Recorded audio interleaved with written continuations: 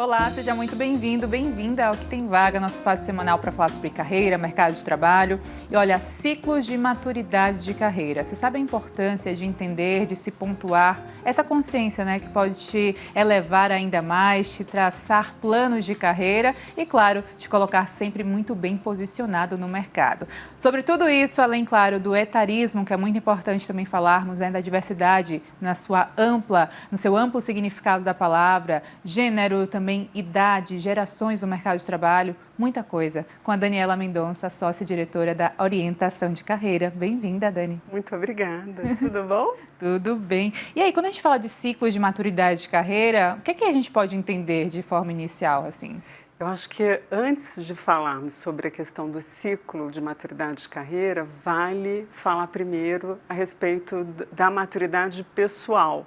Porque uma vez que a gente desenvolve uma maturidade pessoal, a gente vai fazer uso disso dentro dos ciclos de carreira, que vão ter diferentes exigências dessa maturidade. E aí, quando a gente pensa em maturidade pessoal, a primeira coisa que a gente precisa pensar é em relação ao primeiro passo da aquisição dessa maturidade que está relacionado ao autoconhecimento. Então, quanto mais eu conheço a respeito de mim, os impulsos, as reações que eu tenho, o que de fato é um gatilho que me faz perder a cabeça, né? Então, quando eu entendo isso, eu tenho uma consciência maior a respeito de como as emoções me afetam. E aí, nesse sentido, eu passo a ter uma tomada de decisões mais consciente. Então, quanto mais um sentimento, uma emoção fica ali no limiar do consciente, mais eu posso ser afetado por esse sentimento, por essa emoção. Então, o autoconhecimento é um primeiro passo muito importante. Depois disso vem o segundo passo, que é a autorregulação. Então, a partir dos impulsos, como é que eu reajo? Como é que eu lido com frustração, né? E o que de fato faz com que eu, ao não ter exatamente aquilo que eu quero, ao lidar com uma frustração, como é que eu consigo me controlar diante disso?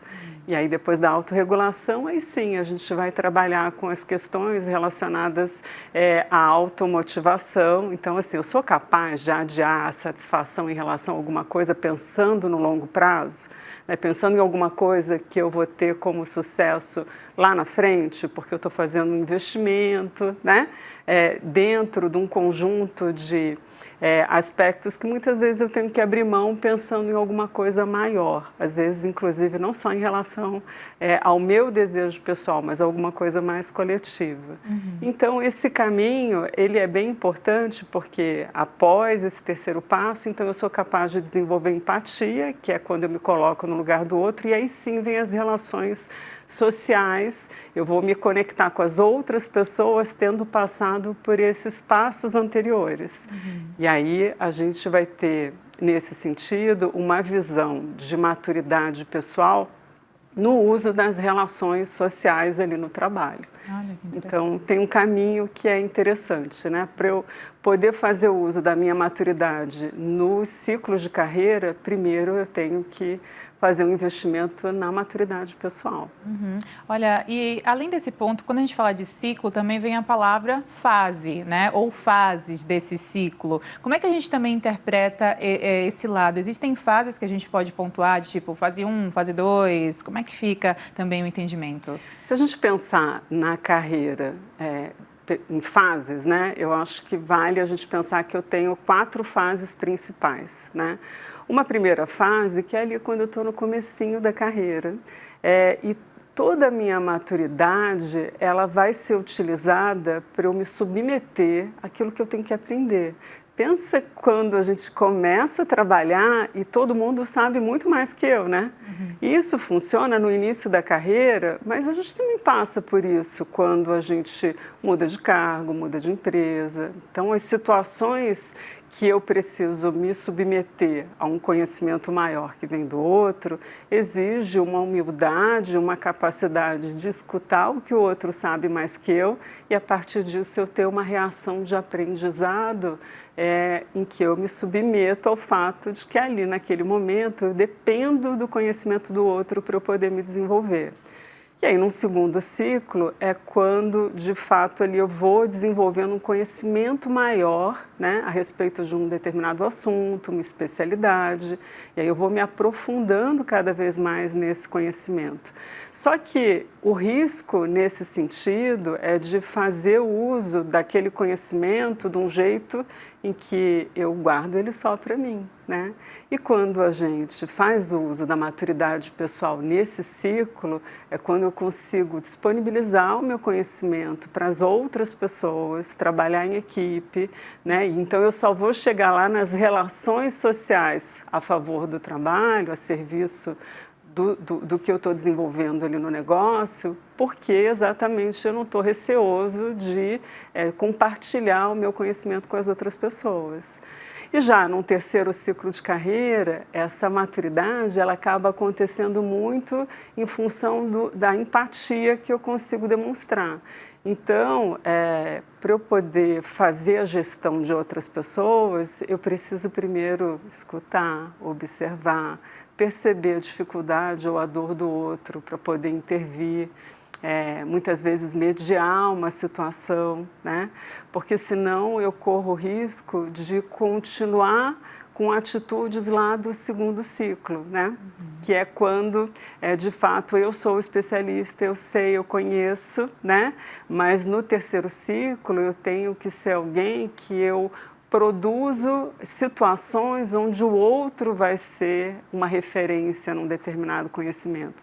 E aí eu tenho que deixar a vaidade de lado, né? Claro. Porque se eu estou fazendo um investimento no desenvolvimento das outras pessoas, então, nesse momento, é muito importante que eu me coloque numa situação em que eu fico muito feliz com o sucesso daquelas pessoas que trabalham comigo, né? E muitas vezes, a referência de um determinado conhecimento são as pessoas que são da minha equipe. Então, seja de um jeito formal ou informal, nesse terceiro ciclo é quando eu produzo conhecimentos através do aprendizado de outras pessoas. E já num quarto ciclo é quando eu, de fato, olho para o mercado, sou capaz de analisar, de enxergar, ganhar amplitude, né? Porque sou capaz de desenvolver os meus relacionamentos não só com aquelas pessoas que trabalham ali junto comigo, né? Mas criando novas relações com o mercado, inclusive olhando os concorrentes, muitas vezes admirando, né?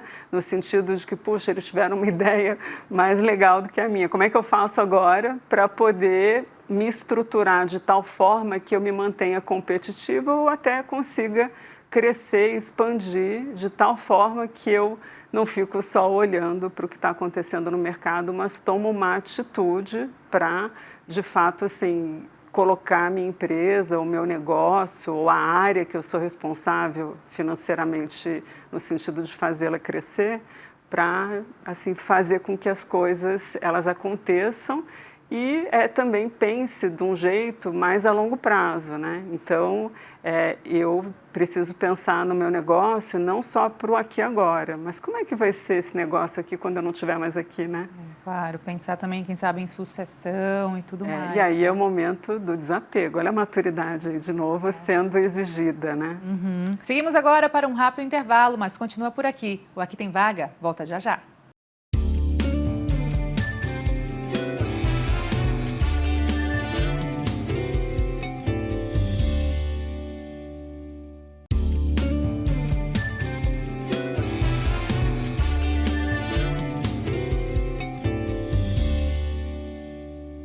Estamos de volta com o programa Aqui Tem Vaga, que hoje recebe Daniele Mendonça, sócia-diretora da Orientação de Carreira.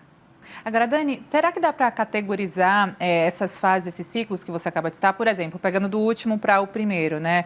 Quem sabe uma figura de líder, CEO, o terceiro ciclo, diretoria, o segundo que eu não sei ainda. O primeiro eu acho que trainee e estagiário, certo? O primeiro seriam trainees, estagiários, se a gente for colocar a expectativa que se tem de alguns cargos, né? Uhum. Então, nesse primeiro ciclo, eu posso dizer que é uma expectativa muito comum dessas atitudes de se submeter aos aprendizados necessários para exercer uma função por parte de trainees, por parte de estagiários, mas também quando eu estou começando começando uma carreira, né? Mas essa fase, ela tem que ser uma fase transitória. Uma pessoa que fica durante anos, né, se submetendo ao que o outro pode me ensinar, né? E o tempo inteiro precisando de feedbacks para aumentar o aprendizado em relação a questões básicas que a gente costuma ter no início da carreira, ou quando eu dependo de ficar, quando eu preciso perguntar o tempo inteiro para as pessoas para poder desenvolver o meu trabalho. Então, isso é uma fase transitória. Então, um trainee não pode ter atitude de trainee a vida inteira, nem um estagiário, assim como todas aquelas atitudes que a gente tem no início da carreira. Então, é comum estagiário e trainee nesse primeiro ciclo. Num segundo ciclo é quando a gente tem a questão do especialista, né? Então, seja um especialista dentro de uma área de comunicação, dentro de uma área de marketing, RH, qualquer área dentro de uma empresa. Mas é um posicionamento em que a gente tem algumas expectativas de aprofundamento do conhecimento. E lembrando que as pessoas não dormem numa posição em que eu estou me submetendo a um aprendizado e acordam especialistas. Isso leva tempo, né? Então, tem um tempinho aí que a gente precisa respeitar. O aprendizado, ele tem um movimento de paciência, de persistência, né? E quanto mais é especializada a área que eu tenho interesse, mais eu vou ficar um tempo nesse segundo ciclo. Já no terceiro ciclo, é uma expectativa comum dos gestores formais, mas muitas vezes profissões como de consultorias especializadas, em que muitas vezes eu tenho que tocar alguns projetos e envolver várias pessoas. Então, é o exercício de uma liderança, seja de processos ou de pessoas, mas que eu dependo das outras pessoas para que aquele resultado aconteça. Ele não vai acontecer só através de mim. Então, nesse sentido, é importante que as pessoas elas sejam conectadas para um trabalho comum, para um objetivo comum. Então, essa expectativa é comum por parte dos gerentes e até mesmo em algumas coordenações. E já as posições de diretores, né, de CEOs, são mais comuns dentro de uma expectativa de um ciclo 4 aí, né, como a gente estava comentando. No caso, eu não preciso ter, muitas vezes, nomenclaturas de cargo que vão simplesmente pela nomeação exercer essas expectativas. Então, o grande perigo na carreira é quando eu sou contratado por uma empresa para exercer uma atuação de um ciclo 4, mas eu tenho atitudes que são lá de especialista. Então, muito provavelmente, eu não vou conseguir cumprir os objetivos da expectativa do cargo que eu fui contratado para exercer. Então, isso é um cuidado. Nesse movimento, muitas vezes eu tenho que deixar de atuar naquilo que me fez ser muito competente num determinado momento da minha carreira e passar a ter outras habilidades, né? E um jeito da gente entender isso é a gente prestar muita atenção em relação àquilo aonde eu estou dedicando o meu tempo, né? Se existe uma ilusão de que eu vou fazer, vou colocar o meu tempo à disposição do que o meu chefe me pediu para fazer. E, no fundo, na prática, a gente acaba dedicando mais tempo para aquilo que a gente gosta de fazer, né? Verdade. Então, assim, onde está o meu tempo, né? Será que eu estou me dedicando, se eu estou num ciclo 3, para dar feedback para as pessoas, para mobilizar as pessoas em prol de um resultado comum, ou eu estou lá executando o trabalho, né? Então, onde eu estou usando o meu tempo? O que eu valorizo de fato, né? E as minhas habilidades, elas estão aonde, né? Eu tenho habilidade para conversar com as pessoas, para ter uma escuta, ser empático e muitas vezes dar um direcionamento para as pessoas que estão trabalhando comigo? Ou será que a minha habilidade está em executar com muito primor alguma coisa que de fato fica muito legal, mas se a expectativa da minha posição não for essa, eu estou atuando com habilidade que não faz muito sentido naquele ciclo. Interessante. Então, esse é um cuidado importante para se tomar. Porque se não tem coerência, também não tem boa gestão. E aí tudo desanda porque a gente trabalha, né, com nossos pares, enfim, é uma relação muito mais humanizada que o mercado de trabalho enfrenta atualmente, não é? Exatamente. Agora, Dani, eu vou abrir espaço para nosso telespectador. Esse é o momento que eu interajo diretamente com você. Nós disponibilizamos já o e-mail que está na sua tela. Aqui tem vaga@band.com.br. Você pode participar, mandar sua pergunta, seu questionamento, sua dúvida, curiosidade para nossos especialistas aqui no programa. E eu começo com a pergunta da Luana Fernandes, de São Paulo. Ela fala o seguinte: a empresa em que trabalho não dispõe de um planejamento de carreira. De que forma o colaborador construir o próprio plano de carreira? O que levar em consideração e ser assertivo?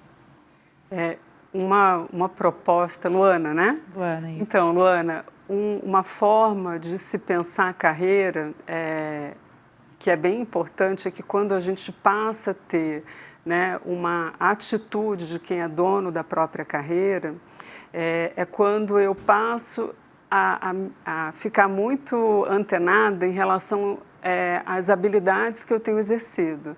Então, muitas vezes eu não vou ter lá um profissional dentro da empresa, seja o líder direto ou RH, promovendo um conjunto de oportunidades objetivamente para mim. Ah, Luana, você quer vir aqui? A gente tem uma oportunidade para você. Então, isso, de fato, ocorre em poucas empresas e uma atitude autônoma é poder pedir projetos para desenvolver, participar de eventos ou em parte ou na totalidade de alguns projetos que eu possa conhecer outras áreas, fazer coisas conectadas com conhecimentos de pessoas que são diferentes daquele conhecimento que eu tenho. Então, isso ajuda muito a expandir conhecimento, se conectar com outras pessoas e faz muito mais sentido se eu quero criar oportunidades para poder desenvolver uma atitude de um ciclo 3, porque é muito comum se imaginar que eu vou ser promovido e a partir disso eu passei a ter uma oportunidade para poder exercer a atitude de um ciclo que vem depois. E, na verdade, a gente pode pensar também que se eu sou dono da minha própria carreira, dos objetivos que eu tenho, eu posso começar a demonstrar essas atitudes, né?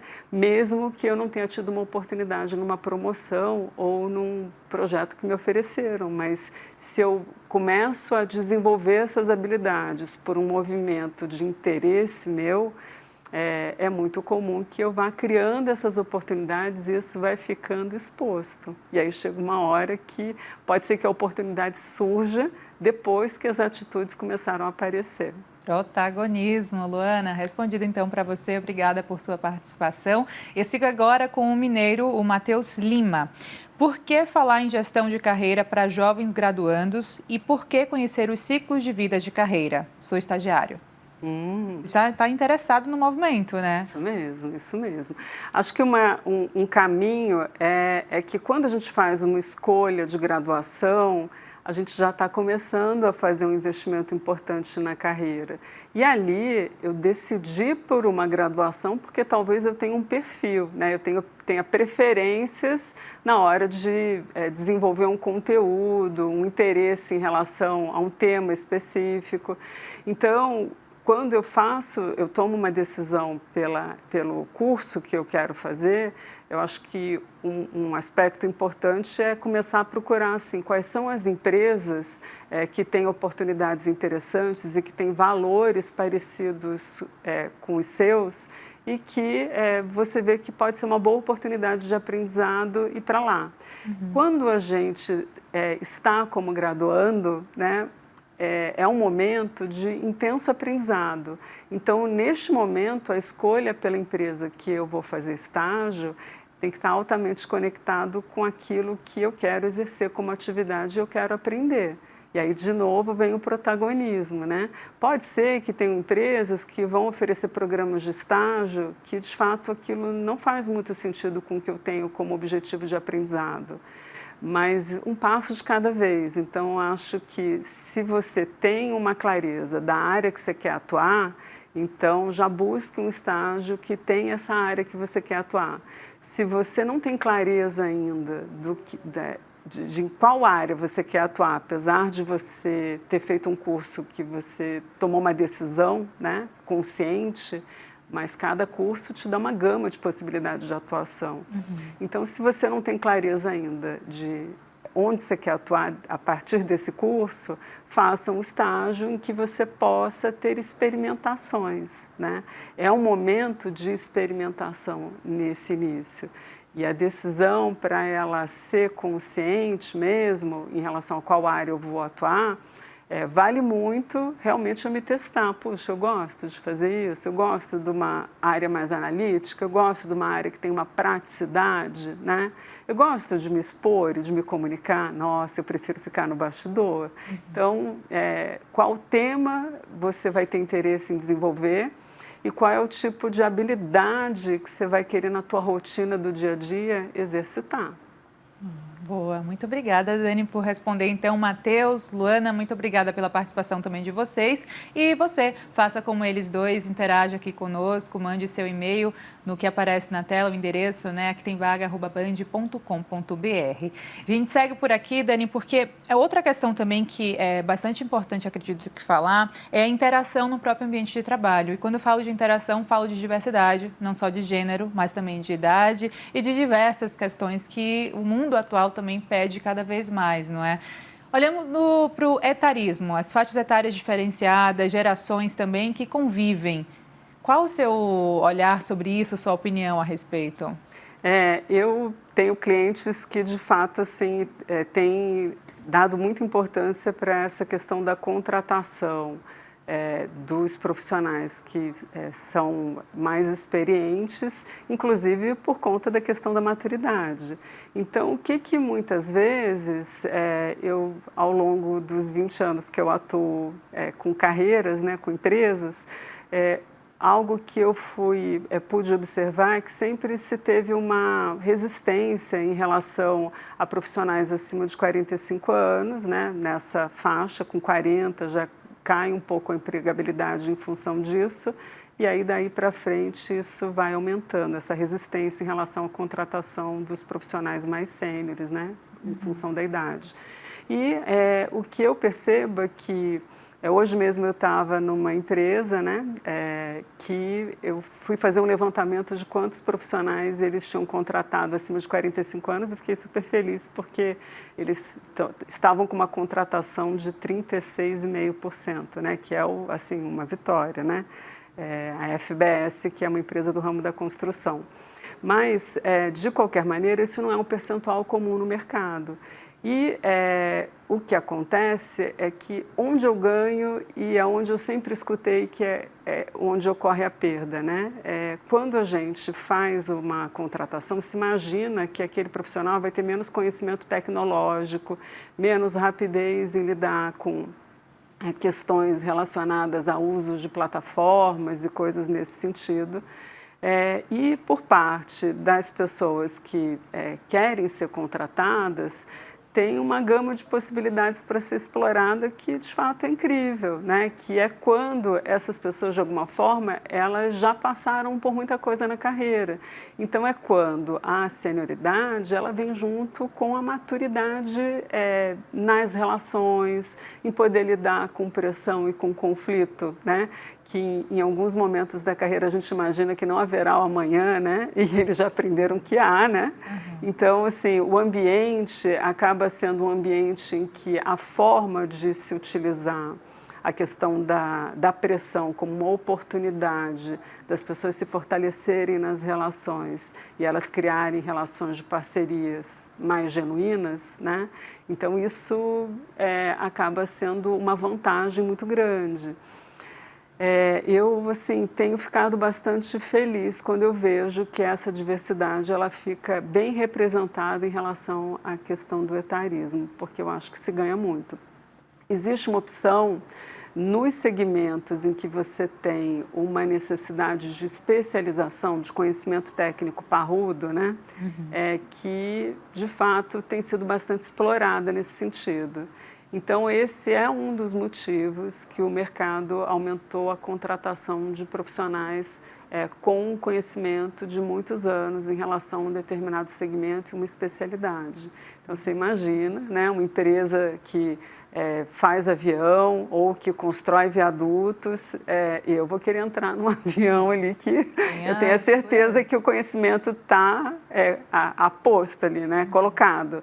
E no caso de todos os produtos ou prestação de serviços em que isso seja uma exigência para que o resultado final seja de qualidade, isso pode ser uma diferença muito positiva. Que bacana. Olha, a gente está quase no fim já do programa, últimos minutos. Gostaria só rapidamente das suas considerações finais ou, quem sabe, uma dica profissional para quem nos assiste.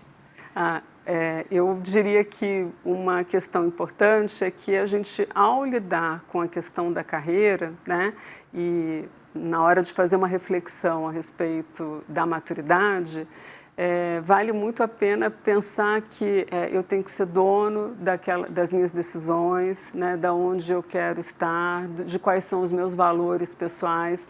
Quanto mais a gente amadurece, a gente tem mais clareza de qual é o ambiente que representa os meus valores pessoais e aquilo que tem um eco, né, dentro da minha rotina de trabalho, das pessoas que eu me relaciono. Então, a maturidade traz essa clareza também, né? Do quanto eu posso impactar no ambiente, transformar, mas ao mesmo tempo as decisões em relação a qual é o tipo de empresa que eu quero estar, que eu quero influenciar, que eu quero de alguma forma ajudar a tornar tanto os resultados melhores como a forma em que esses resultados vão ser construídos, né? Então, de fato, a decisão por qual lugar eu quero estar, né, no uso dessa maturidade é uma decisão muito pessoal e que ajuda muito quando a gente começa a prestar mais atenção nisso. Daniele Mendonça, muito obrigada. Foi uma honra tê-la aqui no espaço para conversarmos sobre carreira. Até a próxima. Agradeço a oportunidade. Obrigada. E para você também, muito obrigada pela companhia e audiência. Lembro que pelas plataformas digitais do Grupo Bandeirantes você também pode acompanhar o programa. YouTube Band Jornalismo e na sua plataforma de áudio utilizado, Aqui Tem Vaga, o nosso podcast. Até o próximo programa.